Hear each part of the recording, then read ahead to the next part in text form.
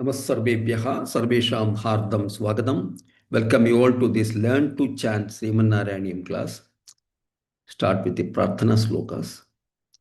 Shuklambaratharau Vishnum Shashivarnam Chaturbhujam Prasannavathanam Dhyayet Sarva Viknopashantaye Gurur Brahma Gurur Vishnuhu Gurur Devo Maheshwaraha Guru Sakshat Parabrahma Tasmai Shri Gurave Namaha Saraswati Namastubhyam Varade Kamarupini Vidyarambham Karishyami Siddhir me sada Pītambaram karavīrājita shankha chakra kaumodaki sarasijam karuna samudram Ratha sahayamati suntara mandahasam Vātālayesha manisham hriti bhavayami सूर्यस्पर्धिकिरीटमूर्ध्वतिलकप्रोद्भासि फालान्तरं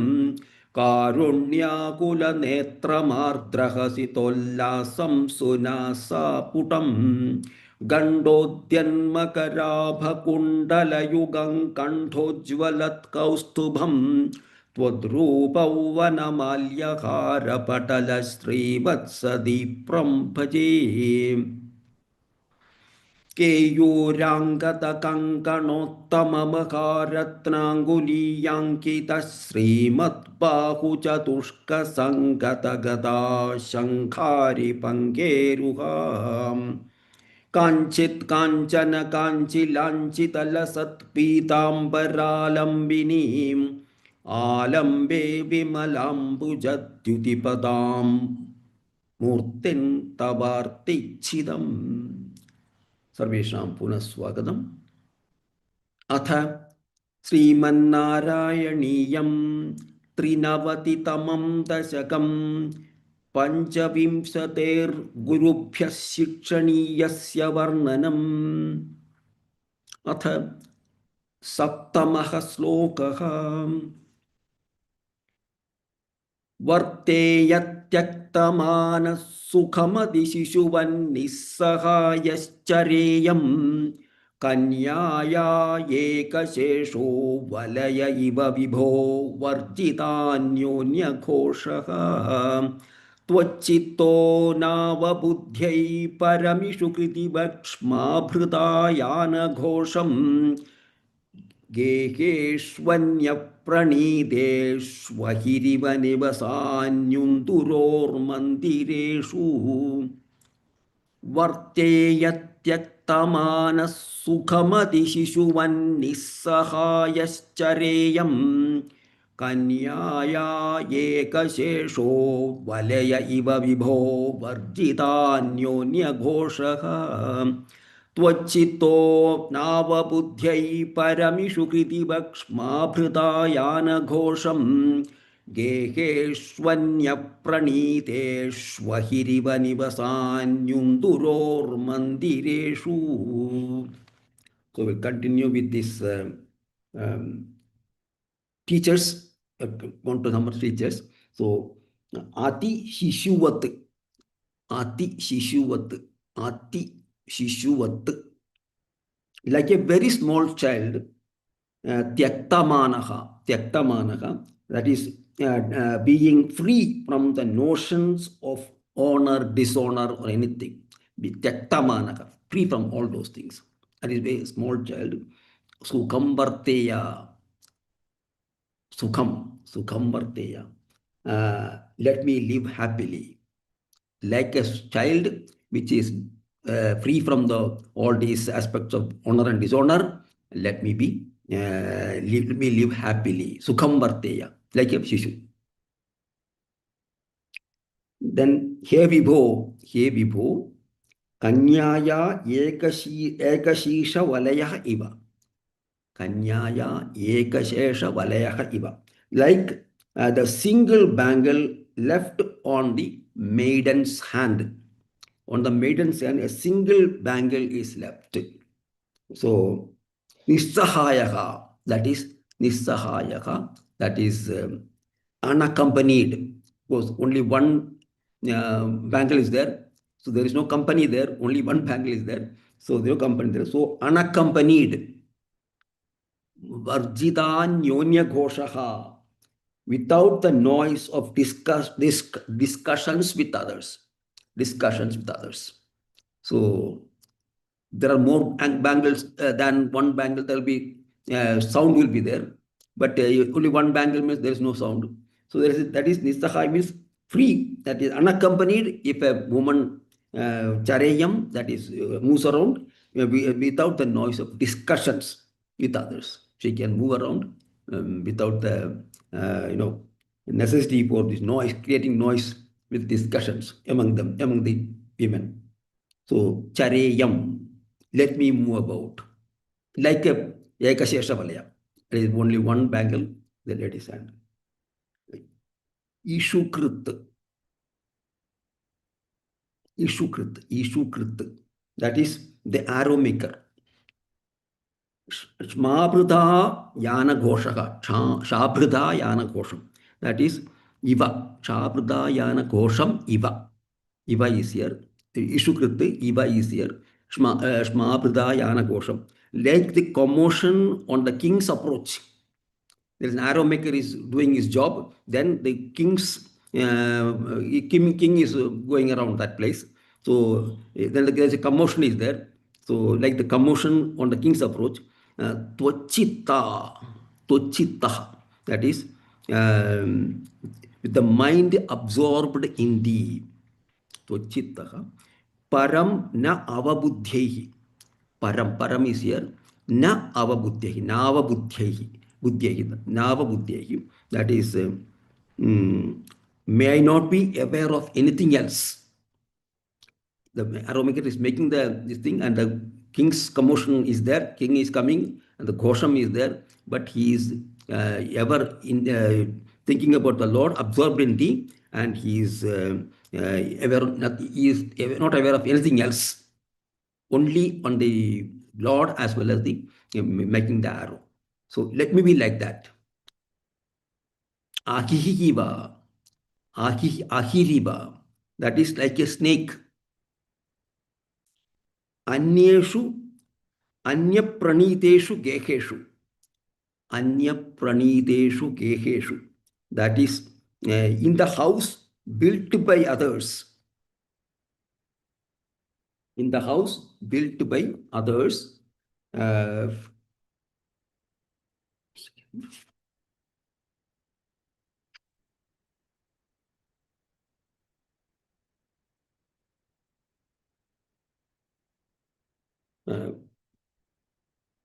Nivasani, let me reside. Let me reside.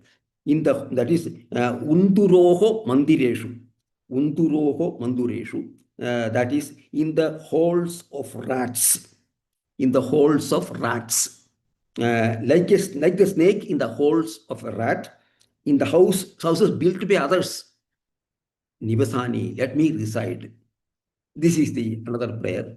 So here, let me live happily, free from the notions of honor and dishonor, like a very small child. O Lord, like the single bangle left on the maiden's hand, let me move about unaccompanied, free from the noise of discussions with others. Like the arrow maker who, absorbed in his work, did not even notice the commotion caused by the king and his entourage passing by. Let me, with my mind absorbed in thee, be oblivious of everything else. As snakes live in the holes of rats, let me live in houses built by others. Here, what we meant is, let me be free from all possessions. Let me be free from all possessions. That's what the intention is like this. Anyeshu, griheshu, let me live in houses built by others. So let me be free from all possessions. So here there is the Shishu is there, and the maiden is there, and the arrow maker is there, and the snake. These three are the teachers in this.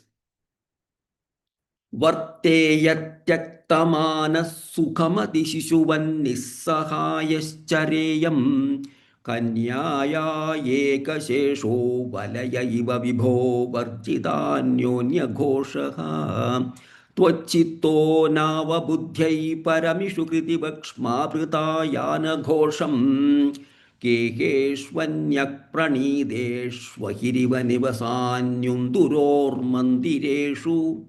Continue. Radha Sriram Bhagini. Varteya. Varteya, Varteya, Yaktamanaha.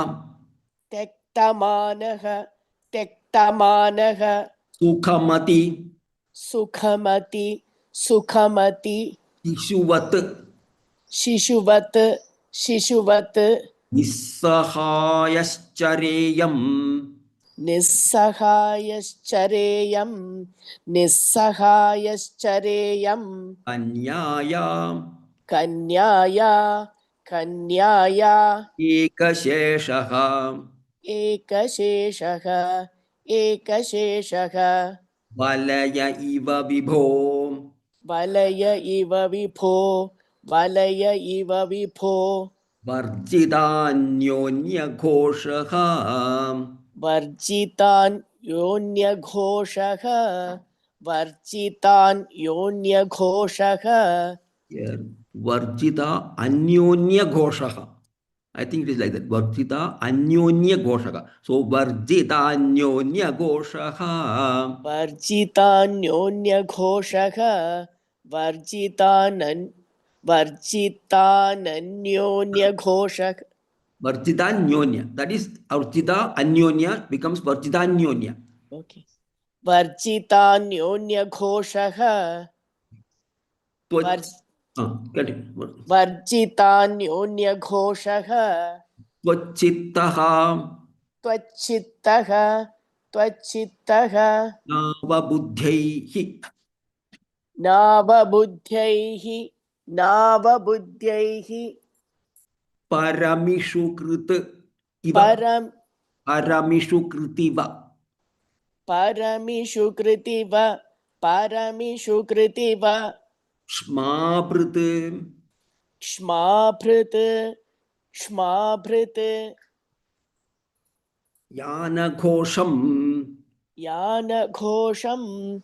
Yana Ghosham. Let's check up that is the split there. Ishukrit. Pravda Yana Ghosham is the Shmaprita Yana Ghosham. Shmaprita Yana Ghosham. Shmaprita Yana Ghosham. Geheshu. Geheshu. Geheshu. Geheshu. Anyapraniteshu. Anyapraniteshu. Anyapraniteshu. Ahiriva. Ahiriva. Ahiriva. Nivasani. Nivasani. Nivasani. Unduroho. Yunduroho. Yunduroho. Unduroho. Unduroho. Unduroho. Mandireshu. Mandireshu. Mandireshu. Unduroho is rats. Mandireshu be the holes of rats. Unduroho mandireshu. That's what. Varteyatyaktamanaha. Varteyatyaktamanaha. Varteyatyaktamanaha. Ukhamati shishuvate. Sukhamati shishuvat. Sukhamati shishuvat. Nissahayascareyam. Nissahayascareyam. Nissahayascareyam. Anyaya ekashesho valaya iva vibho. Kanyaya ekashesho valaya iva vipho. Kanyaya ekashesho valaya iva vipho. Varjitanyonya ghoshaha. वर्जितान्योन्यघोषः वर्जितान्योन्यघोषः त्वच्चित्तो नावबुद्ध्यैः त्वच्चित्तो नावबुद्ध्यैः त्वच्चित्तो नावबुद्ध्यैः परमिषु कृदिव परमिषु कृतिव परमिषु कृतिव माभृता यानघोषम् क्ष्माभृता यानघोषम् क्ष्माभृता यानघोषम् गेहेष्वन्यप्रणीतेषु गेगेष्वन्यप्रणीतेषु गेगेष्वन्यप्रणीतेषु अहिरिव निवसानि अहिरिव निवसानि अहिरिव निवसानि कुन्दुरोर्मन्दिरेषु उन्दुरोर्मन्दिरेषु उन्दुरोर्मन्दिरेषु वर्तेयत्यक्तमानः सुखमतिशिशुवन्निस्सहायश्चरेयम् वर्तेयत्यक्तमानः सुखमतिशिशुवन्निस्सहायश्चरेयम् वर्तेयत्यक्तमानः सुखमतिशिशुवन्निस्सहायश्चरेयम् अन्याया एकशेषो वलय इव विभो वर्जितान्योन्यघोषः कन्याया एकशेषो वलय इव विभो वर्जितान्योन्यघोषः कन्याया एकशेषो वलय इव विभो वर्जितान्योन्यघोषः त्वच्चित्तो नावबुद्ध्यै परमिषु कृतिवक्ष्माभृतायानघोषम् त्वच्चित्तो नावबुद्ध्यै परमिषु कृतिव क्ष्माभृता यानघोषम् त्वच्चित्तो नावबुद्ध्यै परमिषु कृतिव क्ष्माभृता यानघोषम्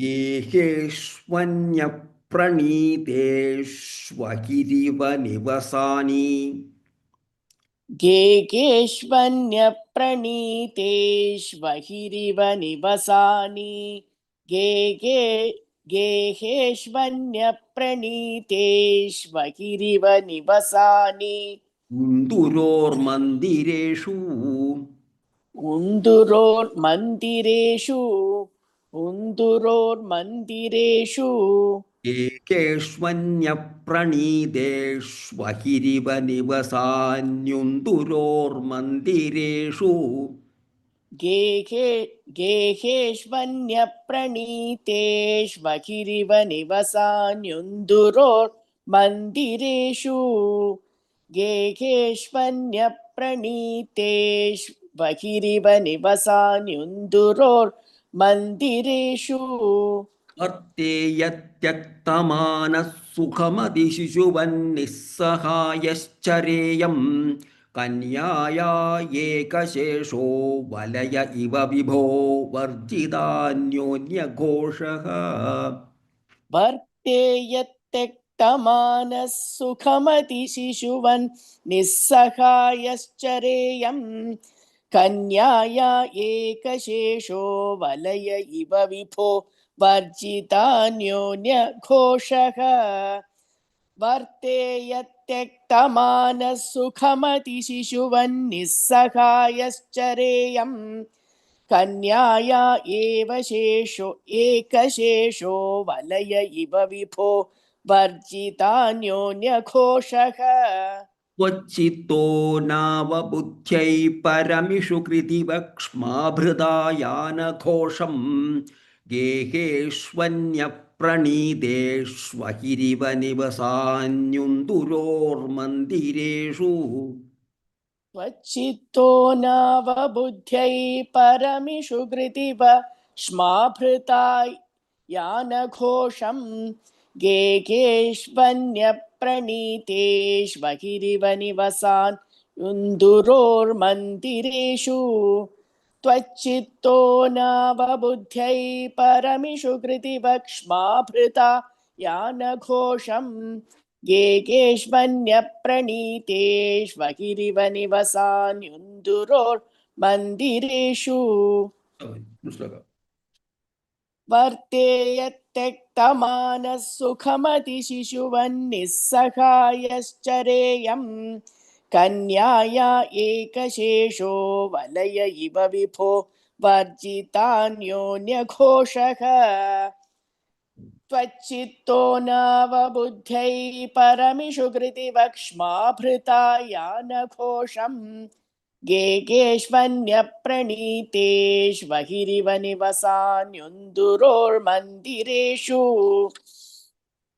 वर्तेयत्यक्तमानः सुखमतिशिशुवन्निस्सहायश्चरेयम् कन्याया एकशेषो वलय इव विभो वर्जितान्योन्यघोषः त्वच्चित्तो नावबुद्ध्यै परमिषु कृतिवक्ष्माभृता यानघोषम् गेहेष्वन्यप्रणीतेष्वहिरिव निवसान् युन्दुरोर्मन्दिरेषु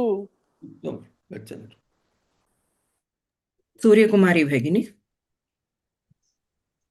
वर्तेयत्यक्तमानः सुखमतिशिशुवन्निस्सहायश्चरेयम् कन्याया एकशेषो वलय इव विभो वर्जितान्योन्यघोषः त्वच्चित्तो नावबुद्ध्यै परमिषु कृतिवक्ष्माभृदा यानघोषम् गेहेष्वन्यप्रणीतेष्वहिरिव निवसान्युन्दुरोर्मन्दिरेषु वर्तेयत्यक्तमानः सुखमतिशिशुवन्निस्सहायश्चरेयम् कन्याया एकशेषो वलय इव विभो वर्जितान्योन्यघोषः त्वच्चित्तो नावबुद्ध्यै परमिषु कृतिवक्ष्माभृदा यानघोषम् गेहेष्वन्यप्रणीतेष्वहिरिव निवसान्युन्दुरोर्मन्दिरेषु मैत्रेयी गणेश भगिनी वर्तेयत्यक्तमानः सुखमतिशिशुवन्निस्सहायश्चरेयम् कन्याया एकशेषो वलय इव विभो वर्जितान्योन्यघोषः त्वच्चित्तो नावबुद्ध्यै परमिषु कृतिवक्ष्माभृता यानघोषम् गेहेष्वन्यप्रणीतेष्वहिरिव निवसान्युन्दुरोर्मन्दिरेषु वर्तेयत्यक्तमानः सुखमति शिशुवन्निस्सहायश्चरेयम् कन्याया एकशेषो वलय इव विभो वर्जितान्योन्यघोषः त्वच्चित्तो नावबुद्ध्यै परमिषु कृतिवक्ष्माभृदा यानघोषम् गेहेष्वन्यप्रणीतेष्वहिरिव निवसान् युन्दुरोर्मन्दिरेषु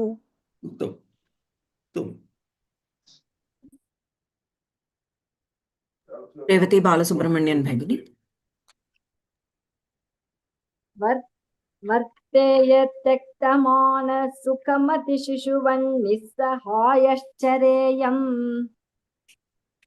कन्याया एकशेषो वलय इव विभो वर्जितान्योन्यघोषः त्वच्चित्तो नाम बुद्ध्यै परमिष कृतिवक्ष्माभृता यानघोषम् गेहेष्वन्यप्रणीतेष्वहिरिव निवसान्युन्दुरोर्मन्दिरेषु वर्तेयत्यक्तमानः सुखमतिशिशुवन्निस्सहायश्चरेयम् कन्याया एकशेषो वलय इव विभो वर्जितान्योन्यघोषः त्वच्चित्तो नावबुद्ध्यै परमिषकृतिवक्ष्माभृदायानघोषम् गेहेष्वन्यप्रणीतेष्वहिरिव निवसान् युन्दुरोर्मन्दिरेषु उत्तमम्. भुवना सतीश भगिनी. वर्तेयत्यक्तमानः सुखमतिशिशुवन्निस्सहायश्चरेयम् कन्याया एकशेषो वलय इव विभो वर्जितान्योन्यघोषः त्वच्छित्तो नावबुद्ध्यै परमिषु हृदि वक्ष्माभृदायानघोषम् गेहेष्वन्यप्रणीतेष्वहिरिव निवसान् युन्दरोर्मन्दिरेषु वर्तेयत्यक्तमानः सुखमतिशिशुवन्निस्सहायश्चरेयम् कन्याया एकशेषो वलय इव विभो वर्जितान्योन्यघोषः त्वच्चित्तो नावबुद्ध्यै परमिषु हृदि वक्ष्माभृदायानघोषम्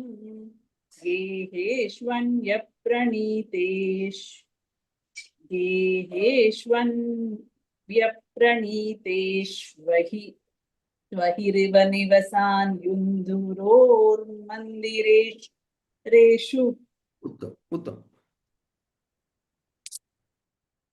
त्वय्येव त्वत्कृतं त्वं क्षपयसि जगदित्यूर्णनाभात् प्रतीयां त्वच्चिन्ता त्वत्स्वरूपं कुरुत इति दृढं शिक्षये पेशकारात् विड्भस्मात्मा विड्भस्मात्मा च देहो भवति गुरुवरो यो विवेकौ विरक्तिं धत्ते सञ्चिन्त्यमानो मम तु बहुरुजा पीडितो यौ विशेषात् त्वय्येव त्वत्कृतं त्वं क्षपयसि जगदित्यूर्णनाभात् प्रतीयां त्वच्चिन्ता त्वत्स्वरूपं कुरुत इति दृढं शिक्षये पेशकारात् विड्भस्मात्मा च देहो भवति गुरुवरो यो विवेकौ विरक्तिं धत्ते सञ्चिन्त्यमानो मम तु बहुरुजा पीडितो यौ विशेषात् त्वं द्वौ दट् इस् त्वं द्वौ त्वत्कृतं जगत् त्वत्कृतं जगत् the universe created by thee tvatkritam by thyself tvatkritam jagat tvayi eva into thyself kshapayasi does absorb iti urnanabhat pratiyam. This I understand from seeing the spider. So the spider spins its web with a thread produced from its own body and later withdraws the thread into itself. So also the Lord projects the universe out of himself and withdraws it into himself at the time of Pralaya. The Mundaka Upanishad also says about this. Yathorna nabhi srujade grankhate cha. So Mundaka also say the same thing. So tvayyeva tvatkritantam. So the Lord himself creates and then again he absorbs it back. Just like the spider. Jagati Tyurna Nabhat Pritya. Urna Nabha. That is the spider. So spider does the same thing. Similarly, the Lord also does. So I learned this from the spider. Twachinda Twatswarupam. Meditation on the Twachinda. Twatswarupam Kurute. That is confers thy form.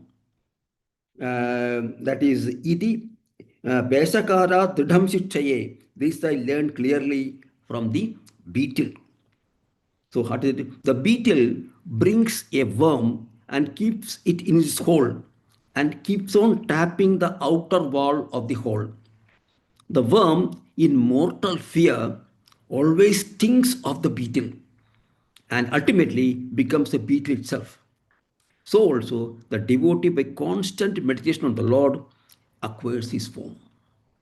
Tvachinda Tvatsurupam Kurza Ididam Chichaye Peshakarat. From the beetle I learned this.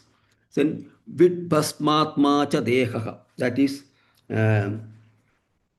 up to this beetle, the 24 teachers and the lessons learned from them have been related. 24 teachers, that is including 5 Panchabhutas, other teachers, 24 teachers concluded here with the beetle. Now, the 25th is there. Vidpasmatma dehahacha. Vidpasmatma dehahacha. That is, this body which is full of filth and which will become ash after death. Guruvaraha Bhavati is also a great teacher. Guruvaraha Bhavati is also a great teacher. So this body which is full of filth and which will become ash after death is also a great teacher. Vivekam viraktim dhate. Yaha sanchinthyamanaha. Yaha sanchinthyamanaha. Yaha is here. Yaha sanchinthyamanaha. Which on being pondered upon well. Vivekam viraktin dhate. Vivekam viraktin dhate. That is, generates discrimination, vivekam, and virakti, that is this thing, detachment between the self and the not self. Vivekam is, that is the discrimination between the self and the not self, and detachment, viraktim dhate. This will give, if you ponder over this, that is vidpasmatma cha dehaha bhavati. So, mama ayam tu, mama ayam tu, mama ayam tu, that is this body of mine indeed. Bahuruja pitidaha, bahuruja pitidaha. That is being afflicted by many diseases. Visheshat, but that's so particularly. Particularly, my body is afflicted by many diseases. So this is applicable to Bhattacharya himself says that. So here, I learned from the spider that thou dost absorb universe created by thee into thyself. From the beetle, I learned that meditation on thee will confer thy form on the devotee. This body, which is full of filth and which will ultimately become ash, is also a great teacher, the 25th teacher. On being pondered over well, it will generate discrimination between the self and the non-self, as well as detachment. Particularly so, this body of mine afflicted by so many diseases. So the 24 teachers may be grouped as below: pigeon, fish, deer, maiden, elephant, python, and moth. These 8 teach what ought to be avoided. Some teachers are teaching what ought to be avoided. And bee, honey gatherer, pingala. These 3 teach which are to be avoided and also what are to be taken. And the remaining 13 teach what are to be accepted. So these are the 24 teachers, and whether their teaching should be accepted or should be rejected, avoided. So this, so we will continue this thing. Tvayeva tvatkritam tvam kshapayasi jagati turnanabhat pratiyam tvachinda tvatsarupam kuruta iti tridham shikshaye peshakarat vidbhasmatma cha deho bhavati guruvaro yo vivekau viraktim Thatte sancintyamano mamatu bahuruja piditoyam visheshat. Continue. Kamakshi एकाम्बरं भगिनी. Tvayeva त्वय्येव त्वय्येव tvatkritam tvam त्वत्कृतं त्वं tapayasi क्षपयसि क्षपयसि jagat जगत् jagat iti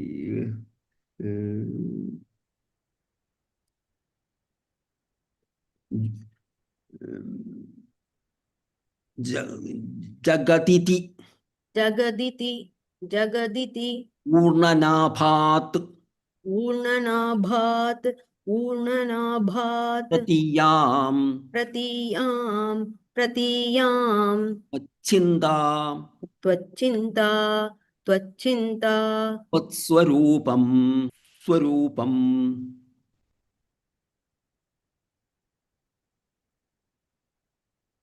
त्वत्स्वरूपं त्वत्स्वरूपं उत इति दृढं कुरुत इति दृढं शिक्षये शिक्षये शकारात् पेशकारात् विद्भस्मात्मा विद्भस्मात्मा च देहः च देह